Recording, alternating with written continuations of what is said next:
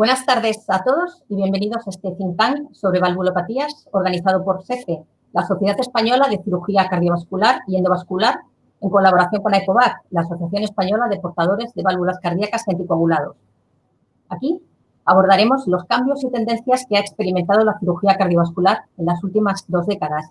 Todo ello desde la perspectiva de los profesionales y de los pacientes.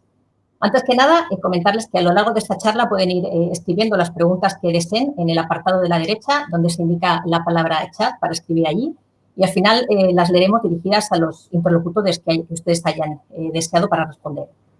Sin más preámbulos, paso a presentarles a nuestro primer invitado. Él es el doctor don José Miguel Barquero, cirujano cardiovascular, desde 1994, jefe de servicio del Hospital Virgen Macarena de Sevilla desde hace 12 años, expresidente de la Sociedad Andaluza de Cirugía Cardiovascular y actual presidente de la SECE. Doctor Barquero, buenas tardes. Muy buenas tardes, Elena. Muchas gracias. Que nos saluda desde la magnífica ciudad de Sevilla. Exactamente. Ahora, hoy no tan magnífica por el tiempo, pero bueno, siempre magnífica. Ojalá pudiéramos estar allí todos. Bueno, pues le cedo la palabra. Bueno, muy buenas tardes a todos. Es para mí un placer dar la bienvenida a este interesante evento promovido por la Asociación Española de Pacientes Portadores de Válvulas Cardíacas y, como no, con el auspicio y la ayuda de la Sociedad Española de Cirugía Cardiovascular y Endovascular. Tengo que deciros que desde tiempo inmemorial, prácticamente hace 60, 65 años, tanto los cirujanos como la industria están detrás del sustituto valvular ideal. Y mucho me temo que aún no lo hemos conseguido. Esto no quiere decir que los sustitutos que tengamos hoy día no sean buenos sustitutos, son magníficos sustitutos, tanto protésicos biológicos como protésicos mecánicos, pero no tenemos el sustituto valvular ideal todavía. Dudo mucho que lo encontremos porque la válvula ideal es la que tenemos de inicio. Hoy día el 60-70% de las prótesis que ponemos los cirujanos son válvulas biológicas. Hemos dado un giro importante en los últimos años, quizás porque la edad de los pacientes que estamos tratando es mucho mayor que al menos cuando yo empecé en esta especialidad, en la cual el porcentaje mayor eran prótesis mecánicas porque la etiología de las valvulopatías era otra distinta a la que tenemos hoy día. Casi todos los cirujanos sabemos un paciente por debajo de 50-55 años qué prótesis usar o por encima de 65-70 qué prótesis usar, pero tenemos una zona gris ahí entre los 50-55, 60-65 en las cuales el qué prótesis usar va a ser difícil. Hay que analizar mucho la clínica del paciente, las actividades de vida del paciente, las preferencias del paciente y no así tanto las preferencias del cirujano. Estamos hartos de oír de yo prefiero esta válvula o yo prefiero esta otra y no son nuestras preferencias sino la de los pacientes a las cuales tenemos que hacer caso y debemos informar al paciente siempre con medicina basada en las evidencias y a partir de ahí que el paciente decida qué tipo de prótesis se le pueda asegurar. Como todos los cirujanos sabemos, al final muchos pacientes nos van a dejar ese peso a que lo decidamos nosotros. En el tema de prótesis mecánicas, prótesis biológicas, yo creo que hay múltiples estudios. Yo diría que sale uno casi anual o bianual en el cual se comparan prótesis mecánicas con prótesis biológicas. Al final, las conclusiones prácticamente son las mismas. La supervivencia de este tipo de prótesis a largo año, como pueden ser 15 años, son prácticamente iguales, con unas diferencias en las cuales ya conocemos prácticamente y se van repitiendo en todos los estudios, en las cuales las prótesis biológicas van a tener más reoperaciones por degeneración intrínseca de la prótesis y la prótesis mecánica van a tener aquellas complicaciones derivadas de los procesos de anticoagulación. Para que veáis lo interesante de este tema, tengo que decir que a pesar de los temas tremendamente interesantes que hay en un congreso y las presentaciones magníficas que hay en el último congreso celebrado en octubre de la Sociedad Española de Cirugía Cardiovascular y Endovascular, el premio a la comunicación, a la mejor comunicación, ha sido al último estudio realizado en España sobre este tipo de problemas. Es un estudio en el que participan 27 centros nacionales y se compara las prótesis mecánicas y biológicas en pacientes entre 50 y 65 años en los últimos 18 años. Esto lo comunico para que veamos que a pesar de ser un tema tremendamente tratado a lo largo de los años, no pierde el estar en el candelero y viva prueba de esto es en la reunión que tenemos hoy. También decir que como prótesis biológica en los últimos años ha venido el avenimiento, los últimos 8 o 9 años, tanto de las prótesis transcatéteres, vulgarmente llamadas como TAVI, las conocemos todos como TAVI, como las prótesis de rápido despliegue, que son otro tipo de válvulas biológicas muy parecidas en diseño a las TAVI, pero para un implante directo. Tengo que decir que esto todavía no tenemos tiempo suficiente para valorar el seguimiento a largo plazo de esta prótesis. ¿Qué nos van a ofrecer? Pues no lo sabemos. Sabemos más o menos cómo se van a comportar. Los tejidos de los que están hechos derivan de las prótesis que hemos utilizado desde el punto de vista quirúrgico a lo largo de toda la vida, pero al estar implantadas y montadas en otro sistema no sabemos cómo se van a comportar y tenemos que ser muy cautos en su evaluación. Por tanto, me repito, bienvenido a todos, espero que sea de vuestro interés y doy paso de nuevo a Elena para seguir con el evento.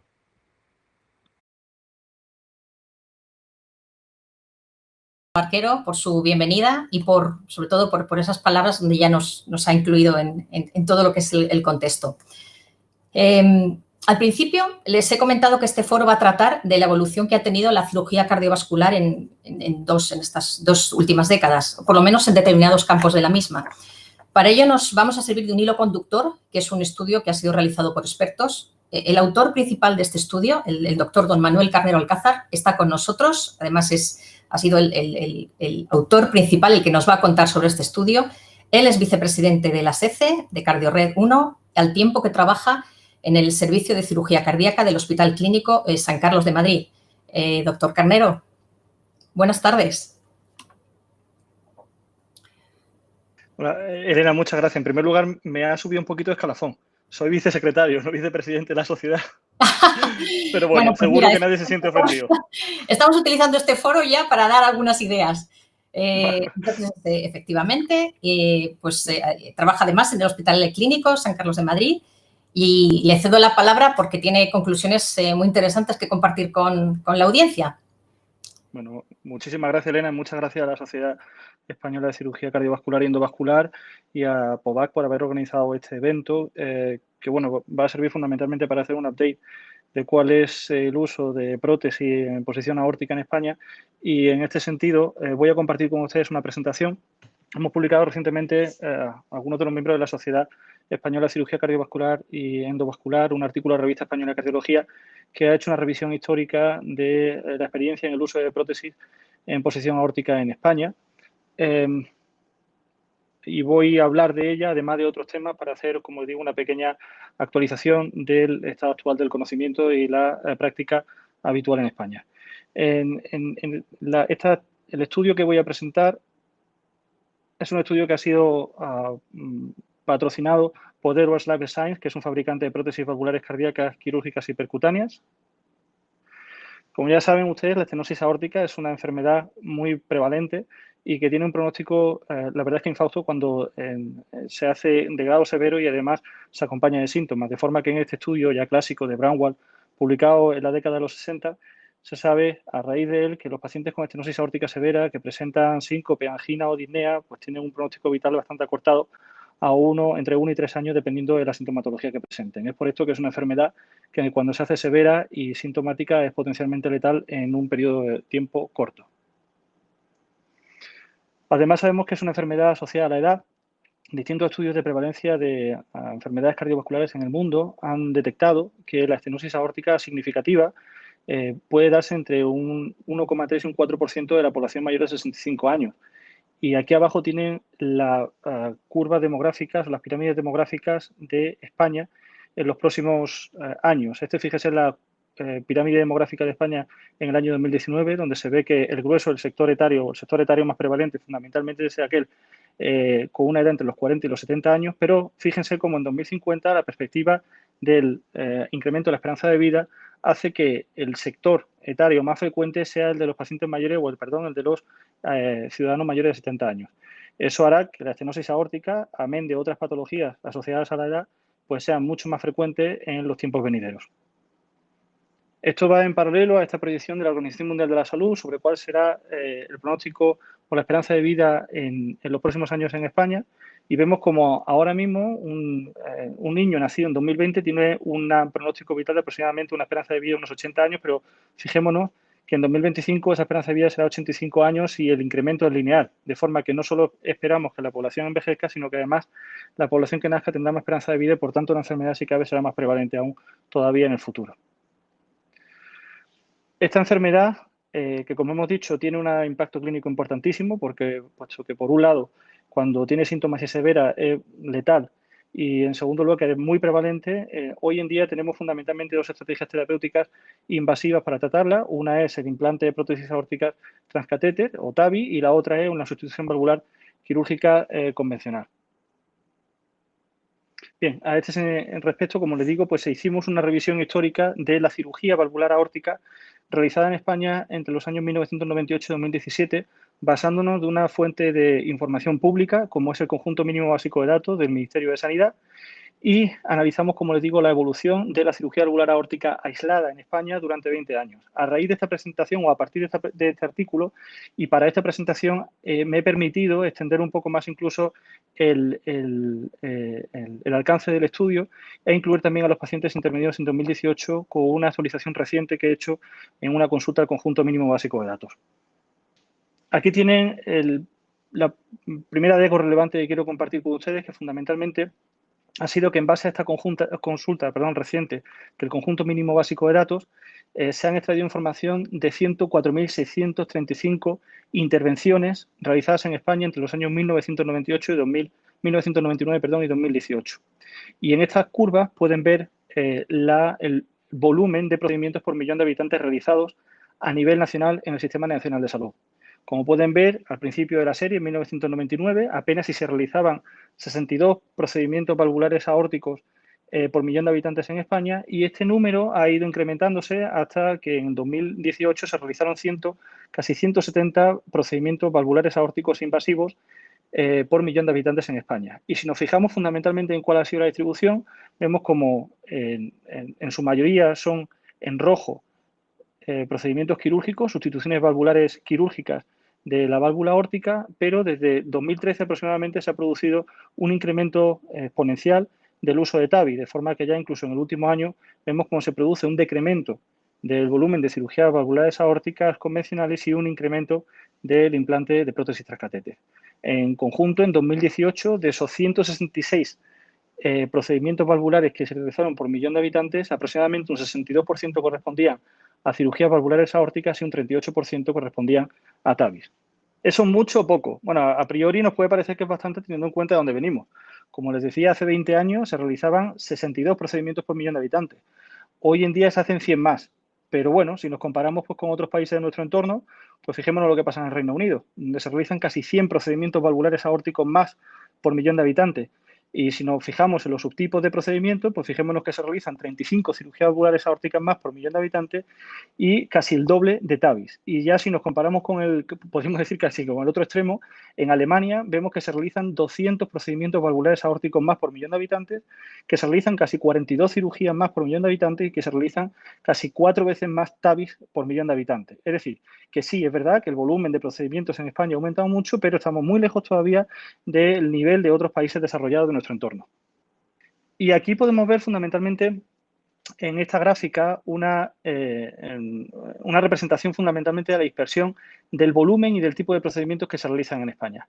Miren, estas son las comunidades autónomas representadas de forma anónima, de forma que es imposible identificar de qué comunidad autónoma estamos hablando, pero se puede observar cómo fundamentalmente en el eje de las X tienen el número de procedimientos por millón de habitantes. Así que lo primero que llama la atención es que hay comunidades autónomas donde se realizan más de 300 procedimientos valvulares aórticos por millón de habitantes y año. Mientras que en el extremo opuesto hay comunidades autónomas donde se realizan menos de 50 procedimientos por millón de habitantes. Es decir, que hablamos de una variabilidad o en la indicación y en la realización de estos procedimientos de más de 250 procedimientos por millón de habitantes. Y en rojo tienen representado la variabilidad en el uso de TAVI. De forma que hay comunidades autónomas donde el uso de TAVI es aproximadamente un 40%, mientras que hay otras comunidades autónomas donde el uso de TAVI es de apenas un 10%. Es decir, que hablamos de variaciones en la indicación de la implantación de prótesis transcatéter superior al 30%. Así que más allá de compararnos con otras comunidades autónomas, en otros países, es importante resaltar las diferencias que hay intrapaís, las diferencias que hay entre las distintas comunidades autónomas. Aquí tienen una pequeña gráfica de la evolución de distintas comorbilidades, factores de riesgo que afectan a la cirugía valvular y a la implantación de prótesis transcatéter en España. Fíjense cómo ha variado mucho el perfil de paciente que se opera. Esto es en concreto solo de la cirugía valvular aórtica, pero fíjense cómo ha evolucionado el perfil del paciente que se opera en el año 1999 y el que se opera en 2018. Por ejemplo, los pacientes que se someten a una segunda o tercera reintervención se han casi duplicado. En 1999 apenas un 2%, mientras que actualmente es un 5%. Los pacientes que tienen patología o antecedentes de enfermedad cerebrovascular también se han duplicado de un 2 a un 5%. Los pacientes que padecen problemas renales crónicos, que es una enfermedad como quien la padece sabe que es muy grave, pues han aumentado de un 2 a un 10%, es decir, se ha quintuplicado el número de pacientes sometidos a cirugía valvular aórtica que tienen antecedentes de enfermedad renal. Los pacientes con enfermedad pulmonar obstructiva crónica han aumentado un 4%. Fíjense en la prevalencia de octogenarios entre los pacientes que se someten a una cirugía valvular aórtica. Hemos pasado de operar un 4% de octogenarios a operar un 18%. Los pacientes que requieren una cirugía coronaria en el mismo momento de la intervención valvular aórtica han aumentado un 19 un 23% y la prevalencia de diabetes casi se ha triplicado. Es decir, que en definitiva podemos decir que el perfil de riesgo de los pacientes que se someten a un procedimiento valvular aórtico, una cirugía valvular aórtica más concretamente, ha empeorado drásticamente en los últimos 20 años. En cuanto al tipo de prótesis que usamos, fíjense que en azul tienen representado el uso de prótesis mecánicas y en rojo el uso de prótesis biológicas en la población general. A priori se puede observar cómo se ha producido un incremento bastante importante de la franja roja de la gráfica, es decir, del uso de prótesis biológicas. En efecto, hemos pasado de implantar un 18,4% de prótesis biológicas en 1999 a implantar casi un 70% de prótesis biológicas en 2018. Si esto lo dividimos por edades, a la izquierda tienen los pacientes menores de 65 años, el uso de prótesis, y a la derecha el uso de prótesis en mayores de 65 años. Y fíjense cómo el uso de prótesis biológicas en menores de 65 años todavía es muy poco frecuente en España. De hecho, en 2018 solo un 28% de los pacientes menores de 65 años recibían una prótesis biológica. Y fíjense que, sin embargo, en 2018 el porcentaje de pacientes mayores de 65 años que recibían una prótesis biológica era del 82%. Es decir, que claramente el uso de prótesis biológica, como también es lógico, es mucho más frecuente en los pacientes más añosos, los pacientes mayores de 65 años. ¿Y eso cuánto es? ¿Mucho o poco? Pues de nuevo comparémonos con otros países de nuestro entorno.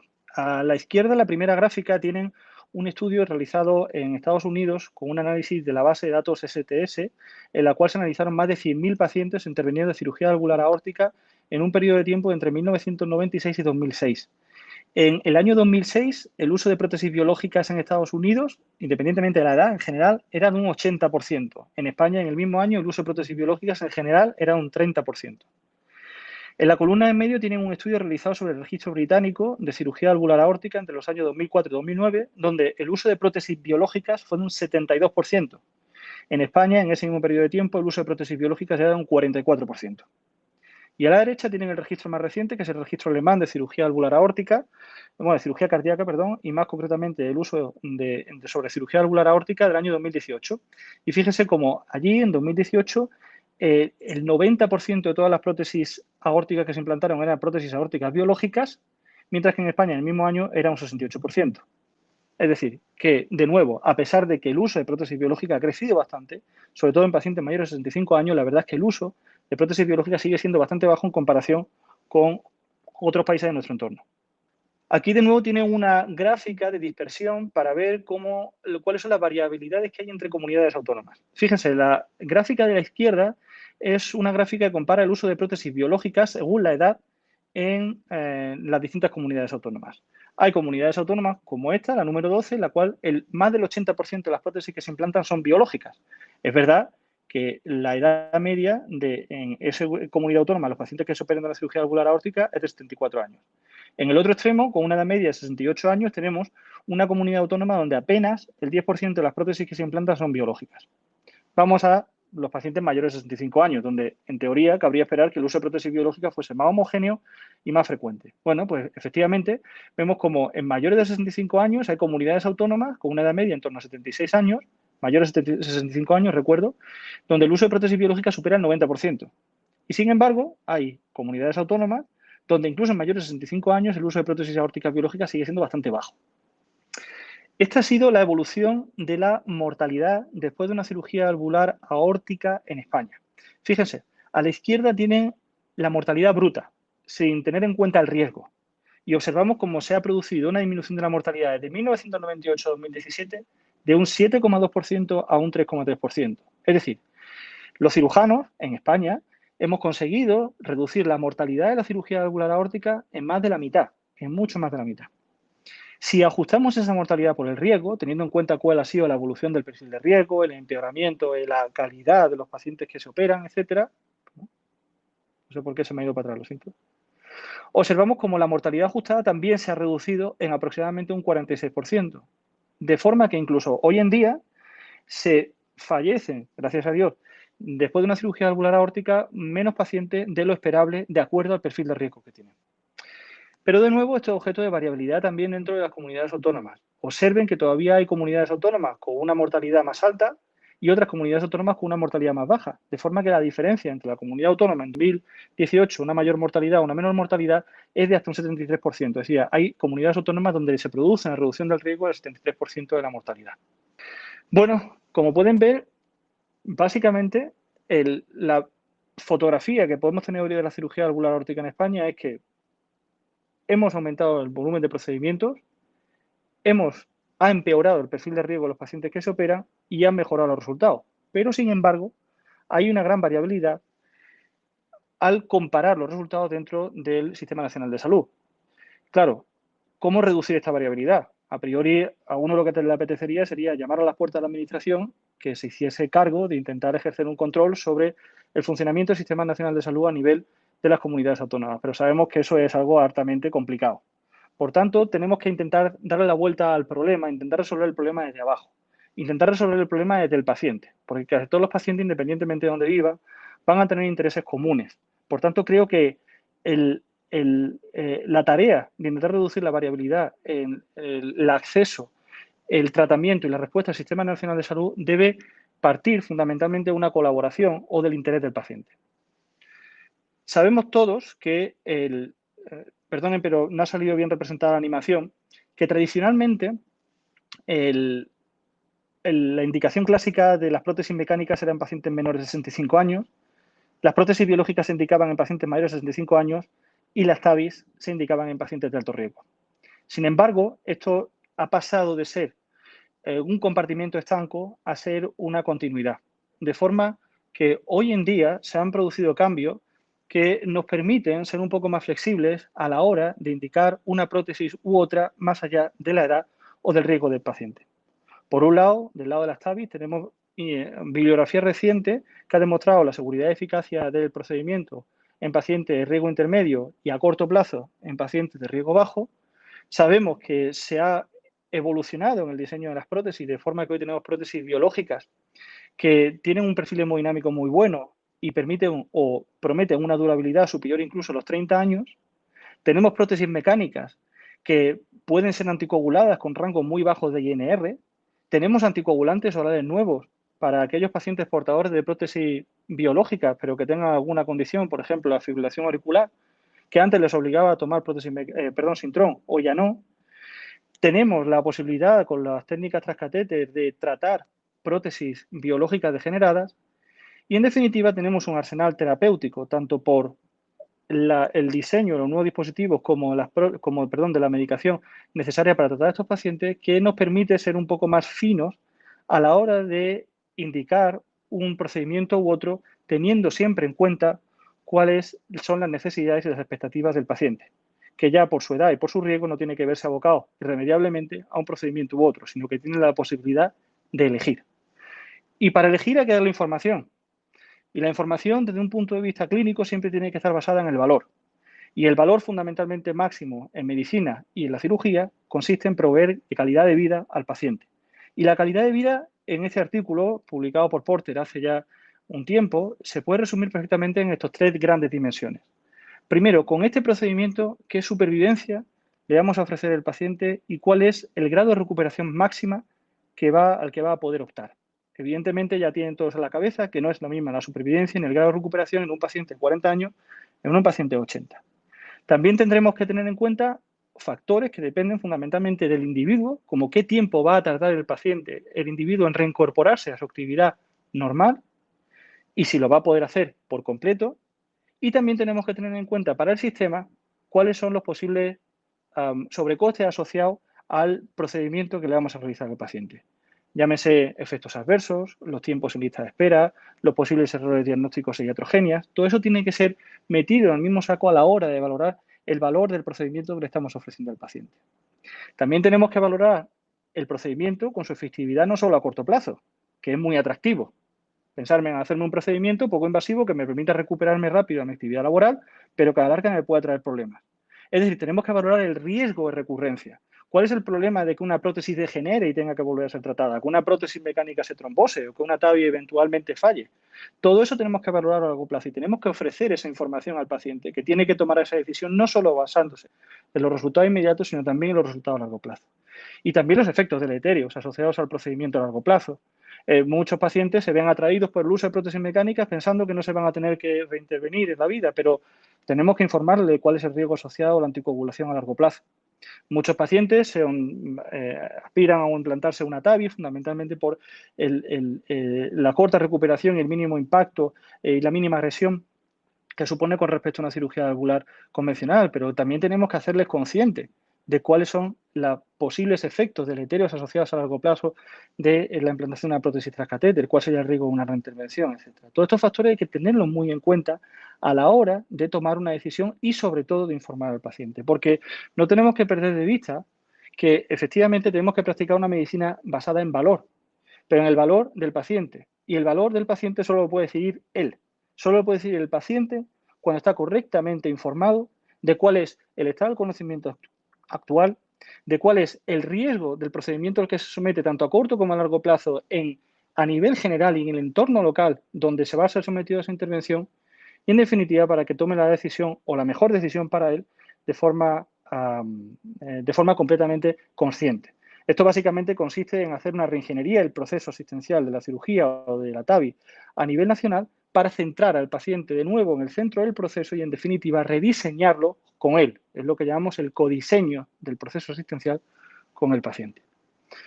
Ya para terminar, como conclusiones, quiero recordarles que el volumen de la sustitución quirúrgica de la válvula aórtica en nuestro país ha aumentado muchísimo en las últimas 2 décadas, pero en los últimos años ha sido progresivamente desplazada por el implante de prótesis transcatéter. El perfil del riesgo de los pacientes que operamos ahora es peor, pero los resultados son mejores. Podemos decir que en general en España se implantan pocas prótesis aórticas biológicas en comparación a otros países de nuestro entorno y que existe una variabilidad enorme que afecta al acceso del paciente al sistema, al tipo de terapia que se le ofrece y a los resultados en salud que obtiene. Muchísimas gracias y eso es todo. Desde luego interesantísimo, doctor Carnero, todo lo que ha comentado. Incluso hay una cosa que me lo he anotado aquí, me ha parecido muy significativo lo que ha mencionado sobre la prevalencia de la estenosis aórtica en mayores de 65 años. Sobre todo porque uno de nuestros grandes problemas en los países desarrollados y además un problema en nuestro país especialmente es el envejecimiento de la población, con lo cual imagino que es una de las enfermedades sobre las que hay que estar muy pendientes de ello y sobre todo estar informados y sobre todo con su ayuda. Tiene pinta de que la estenosis aórtica va a ser el coronavirus del 2050. Sí, uy, madre mía. Bueno, muchas gracias, Elena. Sí. Muy bien, pues muchas gracias, doctor Carnero. Muchas gracias por su participación. Bueno, pues ahora le toca el turno a otro profesional experto en cirugía cardiovascular. Él es el doctor don Fernando Hornero, ha sido presidente de la Sociedad Española de Cirugía Cardiovascular y Endovascular desde el año 2018 hasta hace muy poquito, hasta hace 2 semanas atrás. Actualmente es vicepresidente de honor de la Fundación Cirugía y Corazón de la SECE, además de jefe de servicio de cirugía cardiovascular en el Hospital Clínico Universitario de Valencia. Doctor Hornero, un placer tenerle aquí. Además, es usted uno de los expertos que también han participado en el estudio que ha mencionado el doctor Carnero y del que ha estado hablando, ¿verdad? Sí, muchas gracias, Elena, efectivamente. Le cedo la palabra para que nos cuente. Muchas gracias por darme la palabra y gracias de nuevo a la Asociación Española de Enfermos por válvulas cardíacas por estar con nosotros esta tarde aquí, pues bueno, debatiendo un poco sobre lo que es la sustitución valvular mecánica versus biológica. Es cierto, colaboramos diferentes centros en España para tratar de aclarar un poquito el tema de lo que sería el impacto de la válvula biológica en España, ¿vale? ¿Y esto a qué se ha debido? Pues fundamentalmente, como ha demostrado ya el doctor Carnero, ha sido motivado en principio por ver la escasa incidencia o retraso en cuanto a la indicación de válvula biológica con respecto a otros países del entorno nuestro europeo. Entonces, como ha mencionado muy bien el doctor Carnero, fueron bastantes centros los que colaboramos y a través de un registro y extracción de datos del Ministerio de todos los datos que se habían implantado en los últimos 19 años, pues pudimos hacer un análisis de cómo ha evolucionado el ámbito de la válvula cardíaca aórtica, y a esto quiero señalar, ¿vale? Porque estamos hablando y debatiendo hoy sobre válvula biológica versus mecánica, pero depende de dónde implantemos la válvula. La válvula, el corazón tiene 4 válvulas, fundamentalmente trabajamos mayoritariamente en 2, que son la válvula mitral y la válvula aórtica, y este estudio ha versado concretamente en el tratamiento de la válvula aórtica. Y efectivamente, si nos comparamos con otros países europeos, vemos que España pues, presenta cierto retraso en cuanto a la implantación, a la hora de implantar con más asiduidad válvulas biológicas. Como ha dicho todo el Carnero, el estudio demuestra también unas claras diferencias asistenciales entre comunidades. Por lo tanto, somos conscientes de la Sociedad Española de Cirugía Cardiovascular y Endovascular, que estas diferencias asistenciales a nivel de las diferentes comunidades es algo que nos preocupa y debemos de estar preparados para formar mejor e informar a la gente, a nuestros compañeros cirujanos de toda España, de ver y darles la fotografía de lo que está pasando en estos momentos en España. Y esa ha sido una de las pretensiones que tuvo este estudio. Inicialmente un estudio llevado a cabo por el doctor Carnero, por un esfuerzo increíble, el doctor Carnero, por un gran conocimiento científico, doctor Carnero del tema, el cual apoyamos también un montón de gente para poder sacar estos datos de gran interés. Y la fotografía es la que nos ha mostrado el doctor Carnero. Es decir, España sigue estando un poco, digamos, en la cola de los países de Europa pertenecientes al ala oeste. Es decir, si nos comparamos con los países de Europa, de la Comunidad Europea, pertenecientes a la parte del este, es decir, de aquellos que se han incorporado más recientemente, pues ahí respecto a ellos, por suerte aún no estamos tan atrás, somos incluso pioneros o estamos a la cabeza con otros países del entorno de la Europa del Este. Sin embargo, si nos comparamos, que es lo que hay que hacer siempre, compararnos con el patrón oro, con la gente más eficiente, con la gente con mejores datos, mejores resultados, que eso es nuestro objetivo, pues si nos comparamos con estos países, como puede ser Alemania, que es, digamos, el gran punto de referencia en la cirugía cardíaca para nosotros, o si nos comparamos con el Reino Unido, vemos claramente que hay un retraso en cuanto a la implantación o al uso de válvula biológica en la válvula aórtica. También es cierto que hay que detallar un poco y hay que clarificar un poco y enmarcar un poco el tema del por qué nosotros en España tenemos esta tendencia. Hay que considerar lo siguiente. España, por suerte, somos el país con mayor longevidad de toda Europa. De toda Europa. Nosotros tenemos una edad media una esperanza de vida media en España casi a 84 años. Eso no lo alcanza ningún país. Somos el segundo del mundo, pero ningún país en Europa alcanza los 84 años. Ni siquiera Alemania, que está con 40 años. ¿De acuerdo? Y, por desgracia, la mayor parte de países de la Europa del Este, pues estos escasamente están todos por debajo de 75 años. 75, 70, incluso 69 los más en la cola, ¿no? Por lo tanto, somos un país en el cual, por suerte, nuestra población vive muchos años. Y eso, obviamente, al cirujano, a la hora de implantar una válvula biológica, que sabemos que tiene un tiempo de caducidad, entre comillas, de deterioro, que la válvula se deteriora en el tiempo y puede dar pie a que tenga que volver a reemplazarse, pues durante muchos años nos hemos visto, bueno, pues, digamos, un poco en la advertencia, en la preocupación de no implantarlas de forma tan precoz. Es decir, no como en Alemania, que ya a partir de 65 años prácticamente todo el mundo ponía biológicas, ¿vale?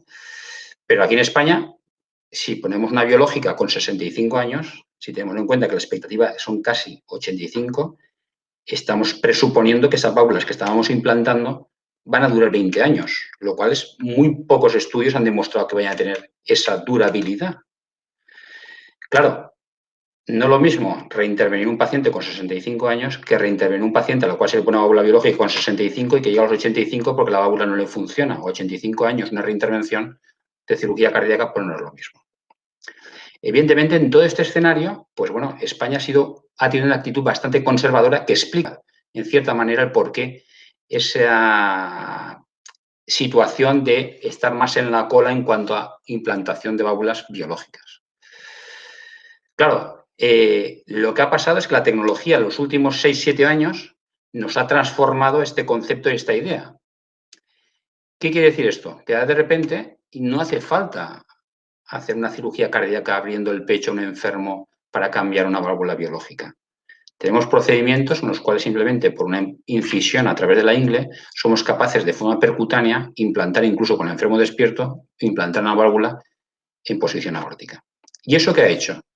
Pues eso es lo que nos sirve, es que en el caso de la persona que con 65 años pongamos una válvula biológica y alcance los 85, porque hay gente que tiene una durabilidad incluso de 100 años hoy en día, que nos vienen a las consultas, pues nos atrevamos incluso a replantear la reparación de esa válvula implantando una nueva válvula.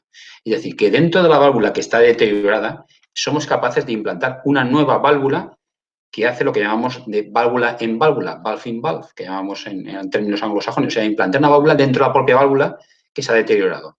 Es decir, que solucionamos el problema. Esto con las válvulas mecánicas no se puede hacer. Una válvula mecánica está hecha de carbón pirolítico. ¿Y eso qué quiere decir carbón pirolítico? Carbón pirolítico es el diamante artificial. En la humanidad se puede hacer diamante artificial, que es el carbón pirolítico. Por lo tanto, estas válvulas mecánicas son válvulas que son indestructibles, ¿vale? Como yo digo a mis pacientes, pasarán 20.000 años y donde a usted le entierren no quedará ni el polvo de sus huesos, sin embargo, estará esa válvula allí porque eso es diamante artificial. Sin embargo, estas válvulas son mecánicas y necesitan anticoagulación y tienen unas limitaciones por cuanto el paciente necesita sus controles de anticoagulación.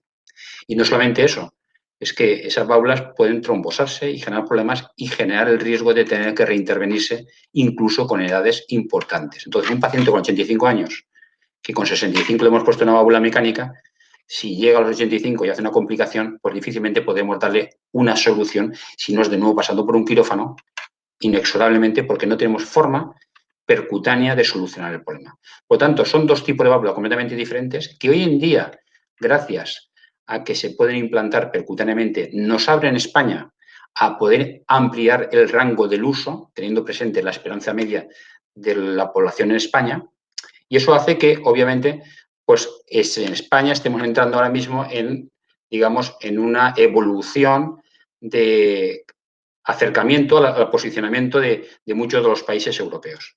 No es que hemos ido detrás de ellos porque no hemos sabido, sino porque hemos sido más prudentes, porque nuestra esperanza media en este país es mucho más larga. Por lo tanto, eso me gustaría detallarlo. También me gustaría detallar de este trabajo, que es muy interesante, es ver la variabilidad que existe asistencial entre comunidades. No puede ser que a día de hoy, porque un señor viva en el norte o en el sur, reciba diferente tratamiento del que vive en el este o en el oeste. Es decir, las indicaciones, y sobre todo en cirugía cardíaca, sobre todo en las cirugías de riesgo como la cirugía cardíaca, son indicaciones que están escritas y las asumimos todos los cirujanos, todos los médicos, todos los profesionales. Y son guías clínicas que son de uso común y compartido, no solamente para los españoles, son guías de uso internacional, es decir, que tienen la misma validez aquí en España que en Japón, que en Nueva Zelanda, que donde uno quiera. Sin embargo, a pesar de que están escritas, pues sin embargo esa variabilidad existe y sigue estando establecida a nivel asistencial. Y esto obviamente acarrea un problema muy serio, que es finalmente la calidad asistencial que estamos dando y ofreciendo. La calidad asistencial se ve mermada en la mayor parte de ocasiones por cuanto no se siguen correctamente las indicaciones de lo que deberíamos hacer. Obviamente las indicaciones no son taxativas. Obviamente las indicaciones en muchos casos son posiciones intermedias que son de dudosa interpretación, que dan margen al profesional para decidir correctamente lo que mayor puede considerar lo más apto para ese paciente en ese momento, pero evidentemente en conjunto deberíamos ir más o menos bastante todos en la misma línea. Esto quiere decir que esas variabilidades, pues bueno, exige de un trabajo, y sobre todo por parte de una sociedad científica como la nuestra, de reforzar y mejorar la información que se precisa para que se dé la máxima calidad asistencial a nuestros pacientes. Otro aspecto que creo que es muy importante también señalar de este estudio es concretamente la evolución que está haciendo en los últimos años. Este estudio fue publicado ya el año pasado y el doctor Carnero nos sacó los datos y concretamente, si no recuerdo mal, el 2017 la implantación de válvulas biológicas fue del 60%. Sin embargo, en el 2018 ha pasado a ser ya del 68%. Es decir, fíjense ustedes, históricamente, en 19, 20 años, prácticamente hemos hecho un cambio de un 30% en indicación de válvula biológica a válvula, de válvula mecánica a válvula biológica. Sin embargo, en un solo año hemos sido capaces ya de transformarnos en un 8%. Y esto es muy importante. Esto quiere decir que, evidentemente, pues, los profesionales estamos ya con un nivel de conciencia muy alto. Sabemos que tenemos que ir a trabajar más e implantar más las válvulas biológicas en el contexto de la valvulopatía aórtica. Y para finalizar, me gustaría hacer una puntualización que creo que es importante. Estamos hablando de válvulas mecánicas biológicas en el campo de la válvula aórtica. Esto no se puede trasladar, y lo digo por si hay pacientes que lo están escuchando, no se puede trasladar tan fácilmente al mundo de la válvula mitral. La válvula mitral es otra enfermedad, es otra patología en la cual la indicación de la implantación de la válvula biológica versus mecánica tiene un diferente contexto, tanto desde el punto de vista del paciente, pero sobre todo por la durabilidad.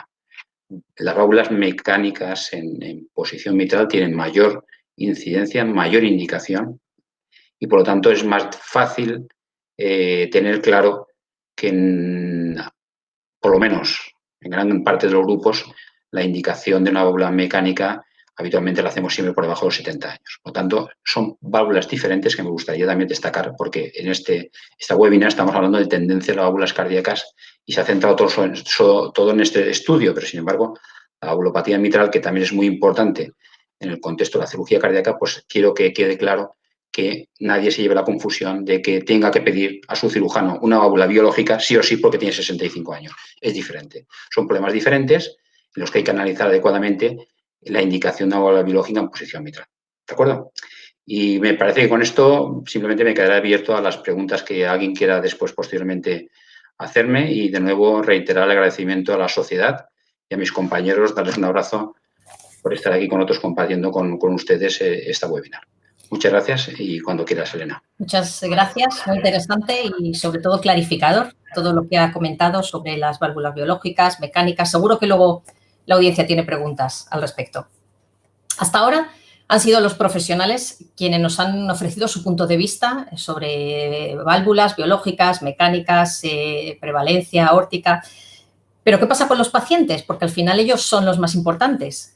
Llegados a este punto, es un verdadero placer para mí presentarles a María Cecilia Salvador. Ella ha accedido a estar con nosotros en calidad de paciente y como presidenta de AEPOVAC, que es la Asociación Española de Portadores de Válvulas Cardíacas y Anticoagulados. Cecilia nació con una cardiopatía congénita, tipo coartación aórtica, calcificación aórtica, estenosis aórtica, insuficiencia cardíaca, calcificación de válvula aórtica y un soplo.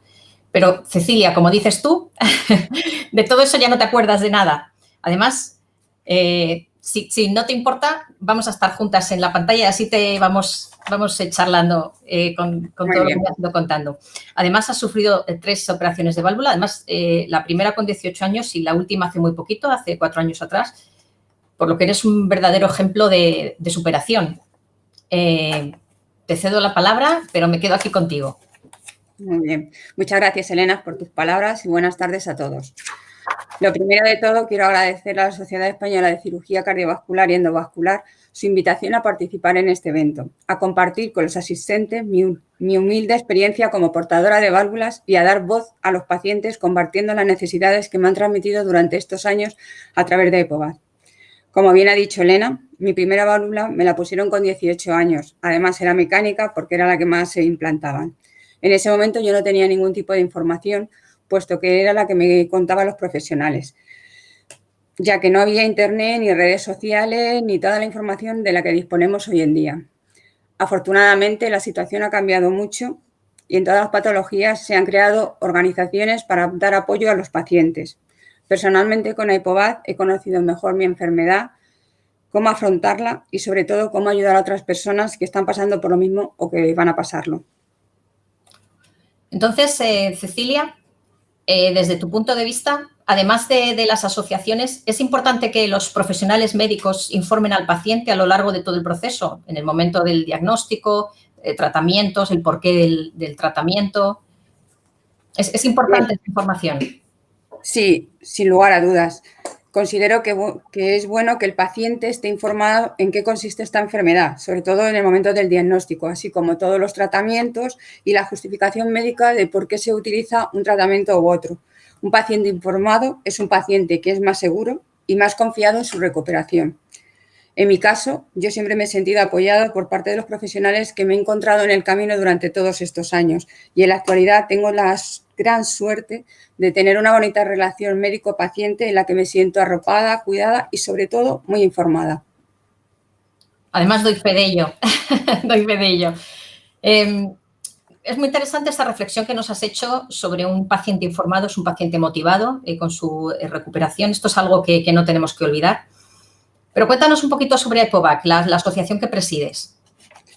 Pues esta asociación se fundó hace 33 años y yo formé parte desde su comienzo. Y los objetivos de un principio han sido ofrecer ayuda enfocada a proporcionar una mejor calidad de vida a los pacientes, representar los intereses y derechos de los enfermos de valvulopatías en materia social y sanitaria, ser facilitadores de acercar la tecnología e innovación sanitaria relacionada con el ámbito de la enfermedad, dar a conocer más la enfermedad implementando campañas de concienciación, ya que al día de hoy todavía hay mucho desconocimiento en esta patología.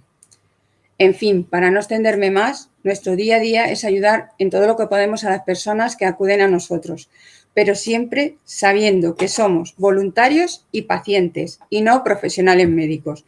Nuestra pena es que este año, debido a la pandemia, está resultando difícil tener ese contacto personal y cercano que tanto nos gusta. Pues precisamente con este tema que acabas de sacar de la pandemia, ¿ha influido esta crisis sanitaria que estamos viviendo en los pacientes de valvulopatías, en sus revisiones, en los tratamientos? ¿Está influyendo en su recuperación?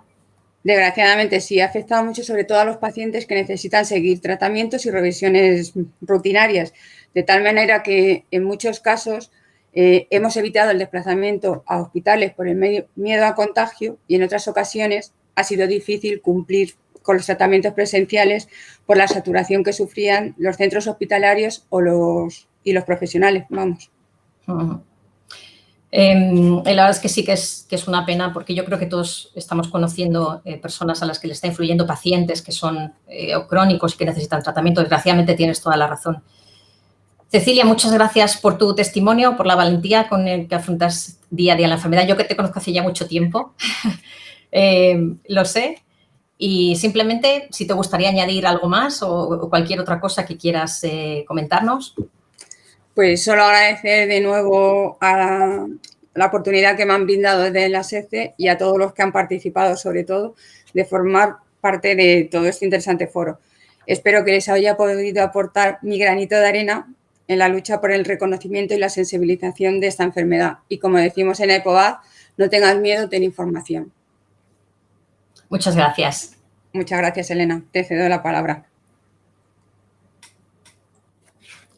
Bueno, espero que hasta ahora estén aprendiendo y disfrutando con las participaciones que hemos tenido, tanto de profesionales como de Cecilia, una de nuestras pacientes. Ahora déjenme mostrarles un vídeo, que es la historia de Isidoro, contada en primera persona, que verdaderamente es muy emocionante y nos da que pensar. Lo primero que piensas, se ha acabado el deporte, se ha acabado ponerme unas zapatillas y irme al monte, se ha acabado la bici.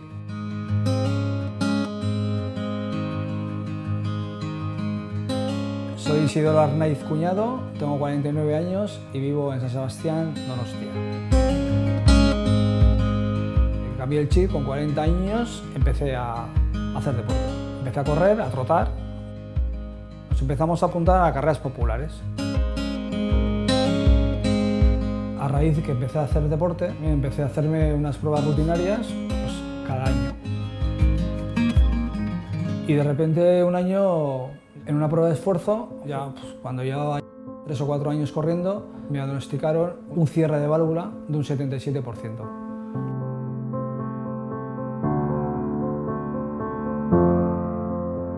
Tenía una estenosis subaórtica, no tenía ningún síntoma raro, o sea, yo hacía las cosas normal.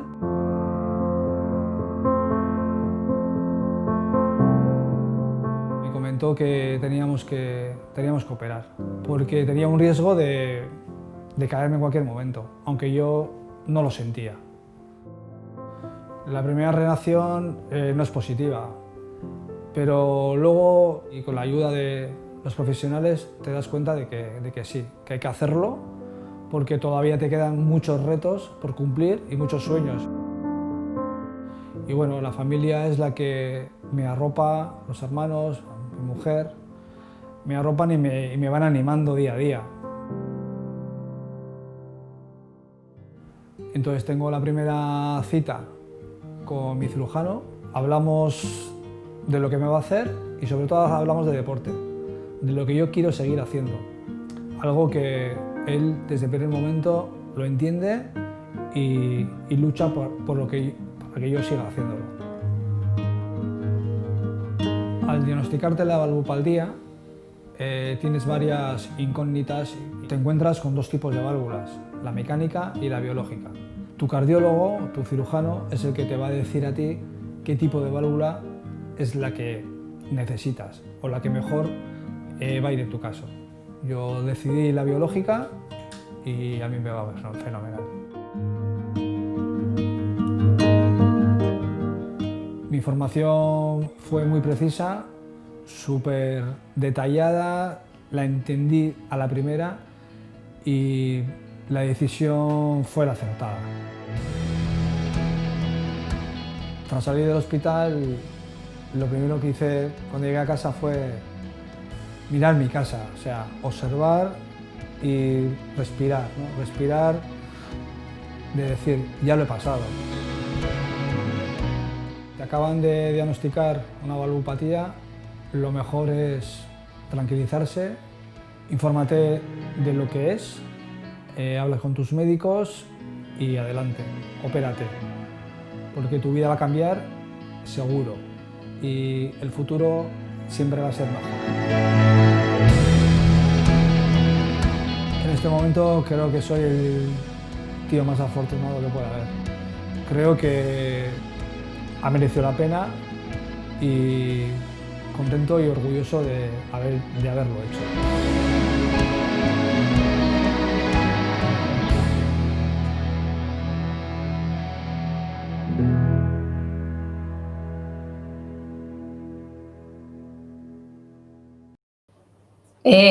Isidoro, me emociono cada vez que veo el vídeo tuyo. Te operaste hace 2 años, con 48 años, ahora tienes 50. Bueno, antes que nada, eres vasco de la maravillosa Donosti y bueno, afortunadamente el daño te lo detectaron a tiempo, te reemplazaron la válvula dañada por una biológica, como indicas en el vídeo, con lo cual pudiste recuperar todas tus aficiones, tu añorada bicicleta y en definitiva, tu vida. Como siempre, es un placer hablar contigo y tenerte aquí y además sé que has tenido que cambiar turnos de trabajo, así que el agradecimiento es doble. Sí, bueno, buenas tardes otra vez. Bueno, yo también después de ver el vídeo, pues siempre acabo emocionándome, ¿no? Porque he tenido un pasado y ahora tengo un presente y un futuro increíble.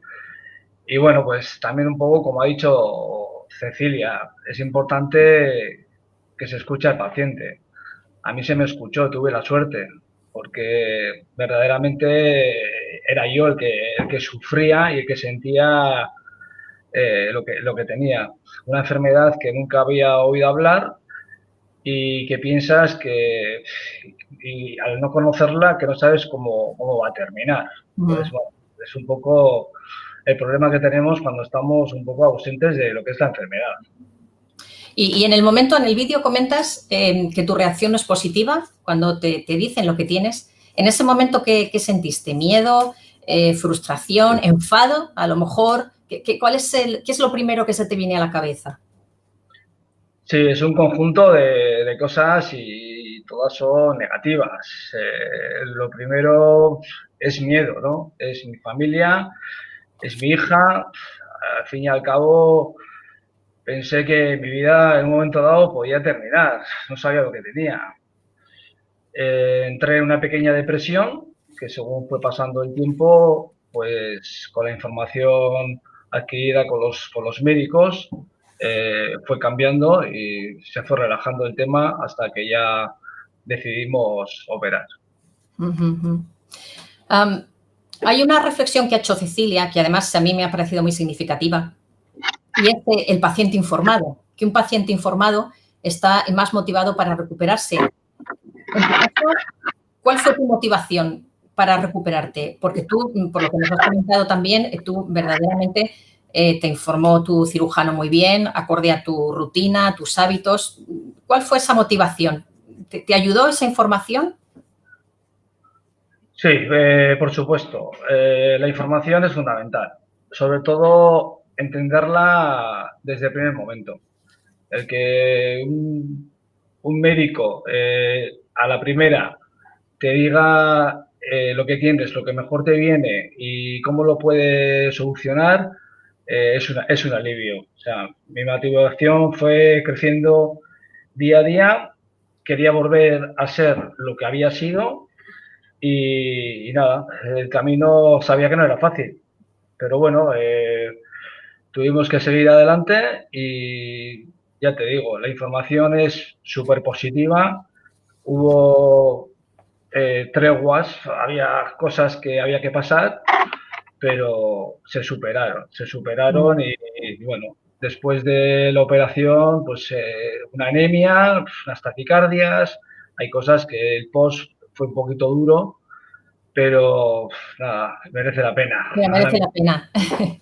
¿Has conocido a otros pacientes de valvulopatías? ¿Te han transmitido su miedo o lo que, no sé, si es así? No sé si tienes algún contacto con otros pacientes a quien les cuentas tu experiencia. Pues no, no tengo ningún familiar, no tengo ningún conocido, no tengo nadie cercano que me haya preguntado y bueno, cualquiera que tenga cualquier duda, yo estoy en Instagram, suelo estar en Acovac, hay muchas redes y bueno, cualquier duda se me puede preguntar. Yo al final soy un deportista popular, no soy un profesional de esto. Bueno, yo sé que estabas viendo ahora la Vuelta Ciclista a España, ¿verdad? Que estás ahora siguiéndola.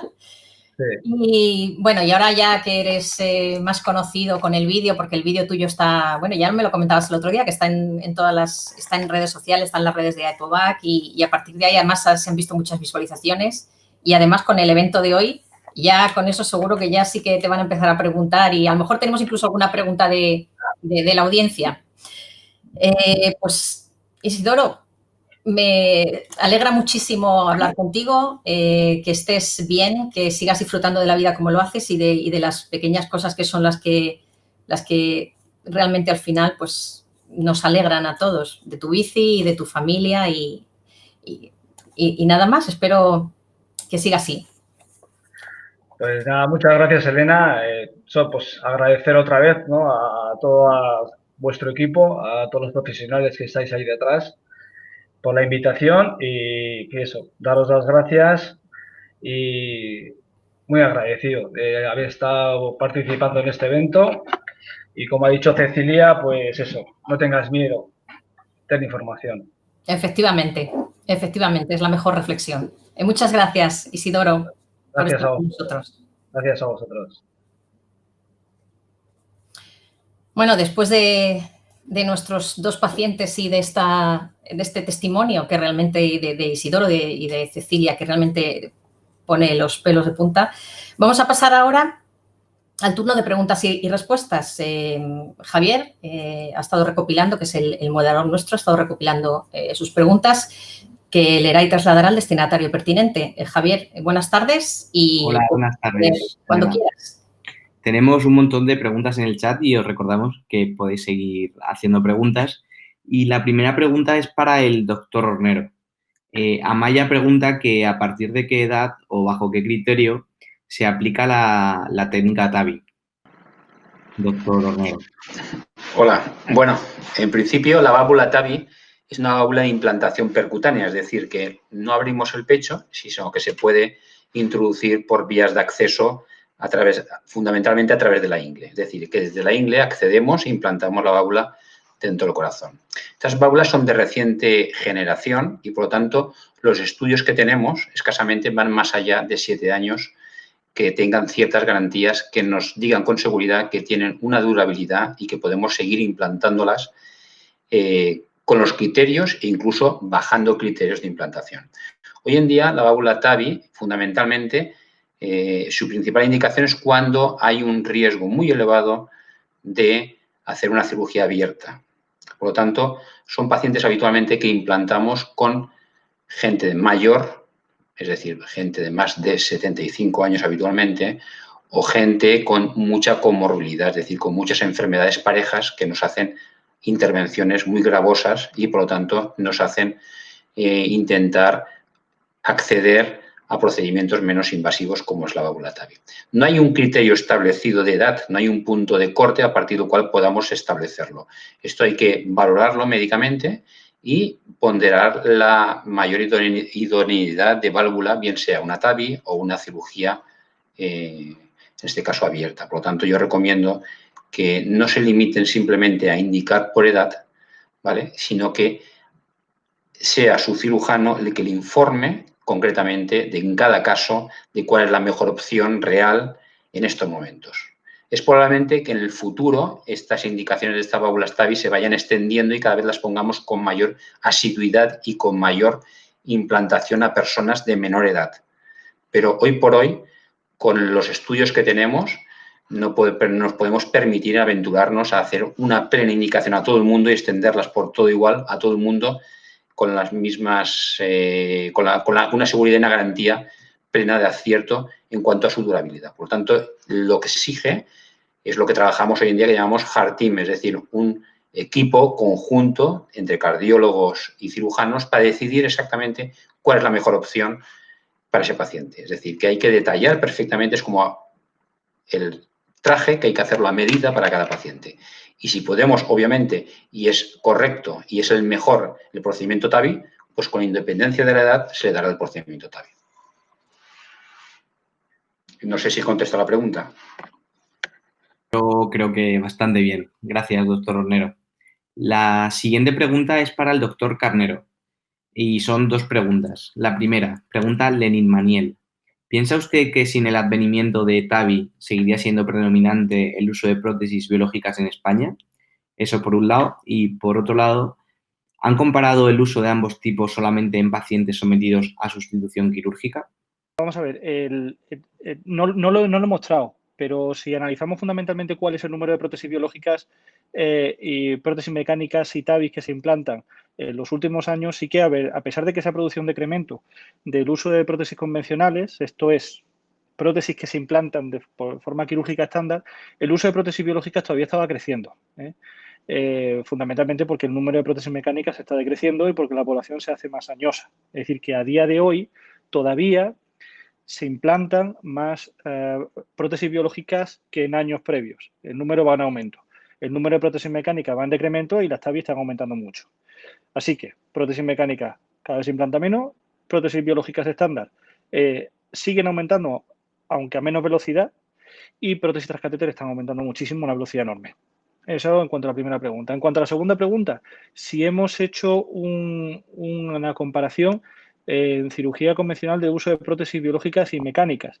Entiendo, eso fundamentalmente ha sido el objetivo del estudio. Ha sido comparar fundamentalmente el uso de prótesis aórticas biológicas y prótesis aórticas mecánicas en posición aórtica.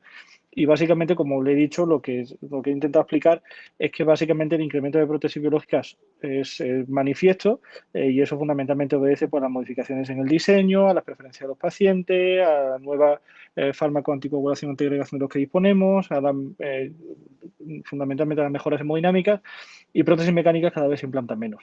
¿Qué pasará con la TAVI? A medida que crezca el volumen de TAVI, si eso va a desplazar, a lo mejor al desplazar fundamentalmente el uso de TAVI o al desplazarse hacia pacientes de riesgo intermedio, que eran pacientes los que tradicionalmente se ponían prótesis aórticas biológicas, y va a reducirse el número de prótesis biológicas y se va a quedar al final del juego, para que lo entendamos, entre 2 extremos, entre prótesis mecánicas y TAVI. Yo no creo que sea así.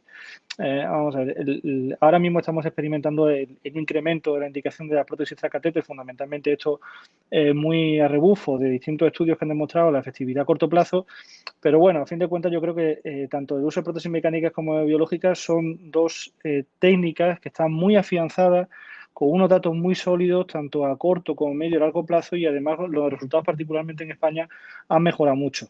Yo creo que el principal problema que tenemos aquí es fundamentalmente el primero, el asegurar un acceso más adecuado al sistema sanitario de los pacientes que padecen valvulopatía aórtica. Creo que en España no se operan ni se tratan todos los pacientes con estenosis aórtica que debieran, por lo que he explicado anteriormente. No creo, francamente, que la incidencia de la valvulopatía aórtica sea menos frecuente en España que en países como Reino Unido, Alemania o Estados Unidos. Sin embargo, allí el número de procedimientos es mayor. Es decir, por un lado, falta adaptarnos a ese volumen, y después, en cuanto a por dónde va a ir la indicación definitiva a una u otra prótesis, pues probablemente lo sepamos dentro de unos cuantos años, cuando haya pasado el boom de la expansión de las TAVIs y cuando ya conozcamos los resultados a largo plazo y podamos comparar realmente en términos de seguridad y eficacia a 10 años vista, pues los resultados de una y otra técnica. Muchas gracias. No se vaya, porque tengo otra pregunta para usted en relación al estudio. Y pregunta José Luis que por qué, dependiendo de dónde se resida, se implanta una válvula u otra, y en palabras de José Luis, que si no he entendido mal, el paciente se debe implicar más en este aspecto. Entonces, ¿qué quiere decir esto, que el paciente debe solicitar el traslado y su intervención a una u otra comunidad? Vamos a ver, no creo que sea así, ni mucho menos, ¿eh? No creo realmente que la valvulopatía aórtica, el procedimiento valvular aórtica, sea un procedimiento por el cual un paciente tratado a una determinada comunidad tenga que se pedir el traslado a otra. No estaba sugiriendo eso, ni mucho menos. No, vamos a ver, creo, en primer lugar, que al paciente, antes de operarlo bien, hay que informarlo bien. Fundamentalmente porque tiene que ser el paciente el responsable a la hora de tomar su decisión. Y hay que diseñar todo el proceso asistencial basado en las necesidades y las expectativas del paciente. Es lo que he llamado el codiseño del proceso. Es decir, aquí lo importante no es ni el cirujano, ni el cardiólogo, ni la TAVI, ni la prótesis aórtica. Es lo que el paciente necesita y cuáles son las expectativas que tiene. Y entonces, en base a eso, ofrecerle toda la información que el paciente requiera, fundamentalmente para que la decisión que tome él, tiene que tomar él, no los cirujanos, los cardiólogos, sea lo más responsable posible. Nuestra responsabilidad como médicos es ofrecerle, dentro de la gama de posibilidades que tenemos, las que consideramos que más son adecuadas en términos de beneficio, de riesgo y efectividad a corto, medio y largo plazo. Pero es el paciente nuevo el que tiene que decidir. Y en cuanto a eso, creo que esa es la mejor manera, fundamentalmente, de ir de abajo hacia arriba para reducir esa variabilidad que hemos visto entre comunidades autónomas. Porque no me quieran poner una prótesis que a mí me gusta en el sitio donde yo me tengo que operar, no quiere decir que tenga que desplazarme. Eso es muy raro que ocurra. Es decir, es muy raro que una discusión responsable sobre las distintas terapias para un determinado procedimiento, como la cirugía valvular aórtica, nadie vaya a poner impedimentos en ofrecer una técnica u otra al paciente. Es decir, el paciente tiene que estar bien informado y tiene que tener una discusión responsable y adulta, sin paternalismo, con su médico, y que entre los dos tomen la mejor decisión para el paciente. Pero, vamos, no creo que hoy en día el procedimiento de la cirugía valvular aórtica sea un procedimiento por el cual se tengan que llevar al paciente de una comunidad a otra, salvo casos excepcionales sobre lista de espera o cosas así, pero pues, desde luego que por el motivo por el que me preguntan, no creo que sea así. Gracias. Gracias, doctor Carnero. Tenemos tiempo para unas últimas 2 preguntas. La primera, pregunta María Victoria para el doctor Hornero, que si en una prótesis mitral mecánica se produce un LIC, ¿actualmente se puede intervenir a través de transcatéter? Bueno, efectivamente, un LIC es un leak en términos anglosajones, quiere decir que una fuga, es decir, que la válvula, cuando la implantamos, es como un botón que alrededor, en uno de sus extremos, queda un pequeño agujerito por el cual se escapa la sangre. Eso habitualmente tendemos siempre a solucionarlo de forma percutánea, es decir, mediante catéteres, intentar poner un pequeño taponcito a ese sitio, para que me entienda la gente, de tal manera que eliminamos el leak, ese orificio. Eso es lo habitual y es lo que tendemos siempre a realizar. No siempre es posible y en ocasiones ese leak es demasiado grande como para poder ser cerrado por taponcitos, para que me entiendan ustedes. Por lo tanto, en esos casos nos tenemos que pasar al extremo de tener que reintervenir al paciente. Gracias. Muchas gracias, doctor Hornero. Tenemos la última pregunta para el doctor Barquero. Pregunta Juan Carlos que ¿dónde piensa usted que llegará la cirugía de válvulas cardíacas a medio plazo? Bien, en el medio plazo cada vez es más corto. Cada vez en el tema de la industria, en las prótesis que están viniendo, cada vez tenemos menos tiempo para adaptarnos a lo que está viniendo. Entonces aquí yo adaptaría mucho de conoce lo último y utiliza lo penúltimo. Sospecho que con el paso del tiempo, primero un inciso, yo probablemente en nuestro servicio fuimos de los primeros que empezamos desde el punto de vista quirúrgico con la válvula TAVI hace ya por lo menos 12 años. Y 2 años antes de empezar, cuando yo me enteré de lo que era la TAVI y demás, yo era uno de los que no creía en este tipo de válvulas. A mí me parecía que era imposible que una válvula puesta bien desde la ingle o bien desde una arteria silada o desde cualquier tipo de arteria se pudiera desplegar a otra, sobre todo dejando la válvula enferma, abriéndola y empotrándola contra las paredes de la aorta. Yo era uno de los primeros ilusos del tema y fui uno de los primeros que empezamos con estas técnicas. Quiero decir con esto que sin duda van a empezar a venir, la TAVI ya está, y además se queda.